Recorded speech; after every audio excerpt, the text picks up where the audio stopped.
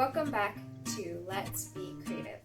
My name is Melissa, and this week we're going to do another art project together. We're going to get to combine some of the things that we learned over the past week to do something new.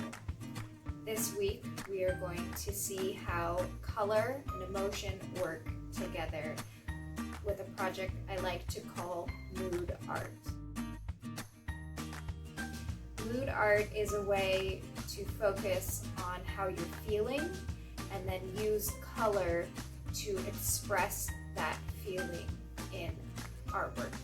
So what we will do first is talk about how colors can mean different things. We'll go through the rainbow to talk about each color. Then we will plan the project that we want to do based on how each of us are feeling. And then finally we will complete a project together. I hope you enjoy doing this. I know that I enjoy doing this when I'm feeling a lot of big feelings, and I'm sure we're all feeling a lot of big feelings right now. So I hope that you join me, and I hope that you enjoy this project. Let's go ahead and get started. But first, materials: paper, pens, colored pencils, and crayons or pastels are what we're going to need for this project. For the colors, we're going to start with red. Red can symbolize anger, frustration, or excitement. Orange can symbolize warmth, energy, or optimism. Yellow is a happy, cheerful, and fun color. Green is relaxed, peaceful, and creative. Blue is sad, lonely, calm, and confident. Purple is reflective, imaginative, and quiet. And lastly, pink is sensitive, it's resilient, and it symbolizes love. If you are feeling a combination of these feelings, I encourage you to do a combination of colors. So I invite you to sit for a moment and think about what you're feeling right now and which color feels right to you. For my project, I'm going to choose yellow and green because I'm feeling happy and creative. Next, I will show you how I used those colors. For this project, I did something a little bit different, and I sketched with a yellow colored pencil as a way to hide my sketch underneath marker and pastel. I wanted my letters to reflect the feeling, so I made my G loopy with the tail extra long, and the W went up and around to make it look like a vine. I made my letters bubble letters, which is something we worked on a couple weeks ago together. So when I did my sketch, I did a basic line of what I wanted them to look like, and then traced around them to give them extra width. Remember that when you are choosing a word for this project to help show your emotion, you can write it in a way that will help. So if you're writing a word that is showing happiness, you can make it fun and loopy. If you're writing a word that might be anger and frustration, you might use really bold letters with uppercase letters. So after I did my word, I did some basic sketches of plants and flowers. My plants are sort of spiky shaped, like the cacti we drew last week. The flower petals are basic oval shapes, where they're wider up at the top and narrower at the bottom. And in between my plants and flowers, I drew some vines.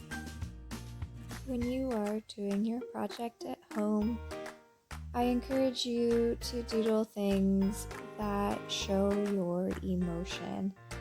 So, for example, if your emotion is loneliness or sadness, you could doodle some rain clouds or maybe an ocean or an empty field.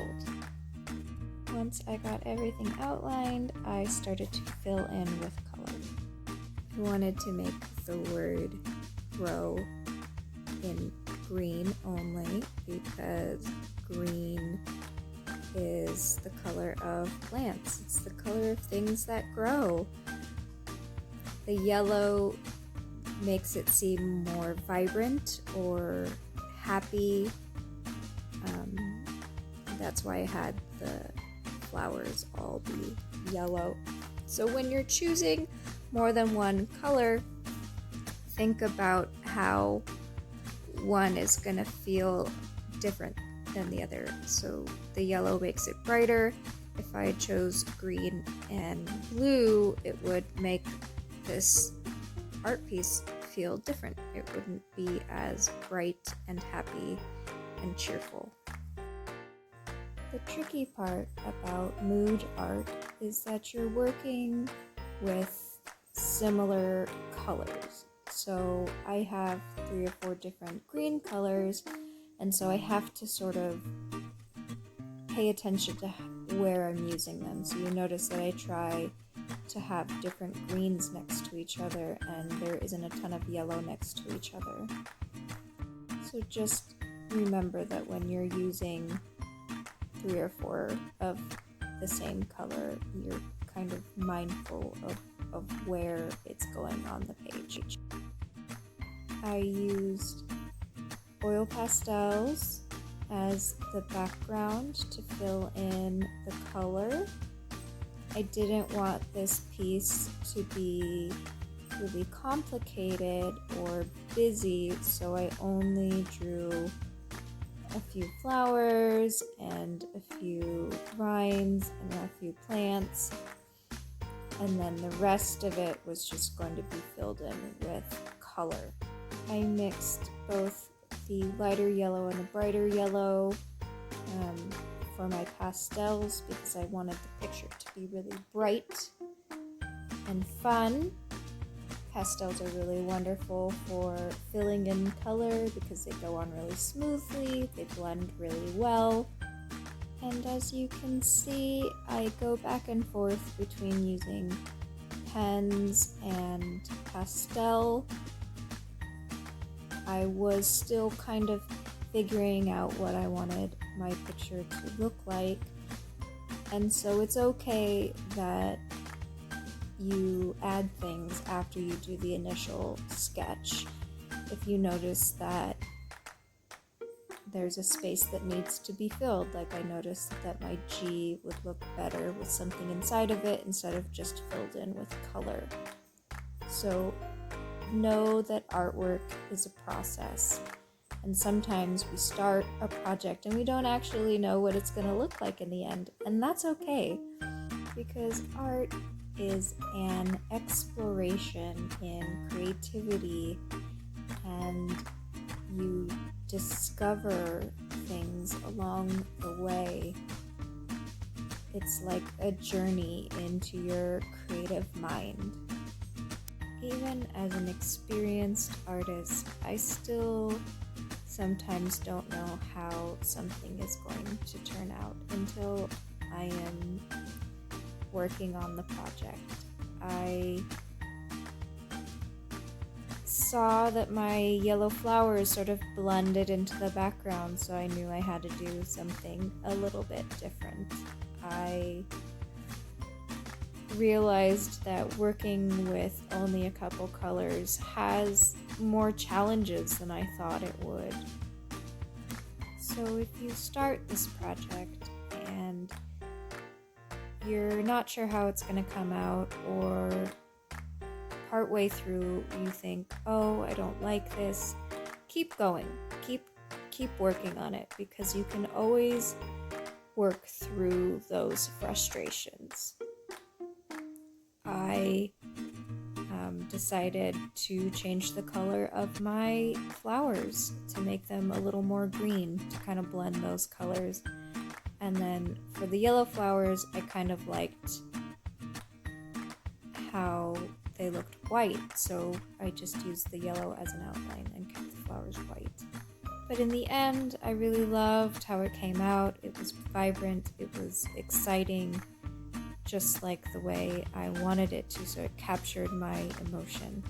I hope that your projects came out great as well. Please post them in the comments so we can see them.